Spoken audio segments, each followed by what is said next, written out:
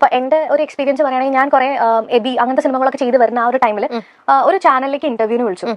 അപ്പൊ ഒരുപാട് തവണ ഇന്റർവ്യൂവിന് വിളിച്ചു ക്യാൻസൽ ചെയ്തുകൊണ്ടേയിരുന്നു. 2 തവണ 3 തവണ ക്യാൻസൽ ചെയ്തു. അപ്പൊ ഞാൻ ഗസ്റ്റ് ആയിട്ട് വരുന്നതുകൊണ്ട് ഞാൻ മേക്കപ്പ് ആർട്ടിസ്റ്റിനെ സെറ്റ് ചെയ്യണം, അറിയാലോ, കോസ്റ്റ്യൂം നമ്മൾ സെറ്റ് ചെയ്യണം, നമ്മളതിൽ ഗസ്റ്റ് ആണല്ലോ. 2 തവണ 3 തവണയൊക്കെ ക്യാൻസൽ ചെയ്ത സമയത്ത് 3ാമത്തെ തവണ ഇവർ വിളിച്ചപ്പോൾ ഞാൻ പറഞ്ഞു, ചേട്ടാ ഇനി ക്യാൻസൽ ചെയ്താൽ എനിക്ക് നാളെ ബിക്കോസ് സ്റ്റൈലിസ്റ്റ് ആണെങ്കിലും കോസ്റ്റ്യൂം ചെയ്യുന്ന അവരുടെ അടുത്തും അവരും മെനക്കെടുമല്ലേ. അപ്പൊ എന്റെ പേഴ്സണൽ കാര്യത്തിനെക്കാട്ടി കൂടുതൽ ആ ടീമിന് അത് നാണക്കേടാണ്. അപ്പൊ അതുകൊണ്ട് ഇനി ഉണ്ടെങ്കിൽ മാത്രം നിങ്ങൾ വിളിച്ചാൽ മതി. ഓക്കെ, അവര് നിരന്തരമായി ഒരു യൂട്യൂബ് ചാനലിൽ അവരെ ഇന്റർവ്യൂവിന് ഇങ്ങനെ വിളിച്ചുകൊണ്ടേയിരുന്നിരുന്നു.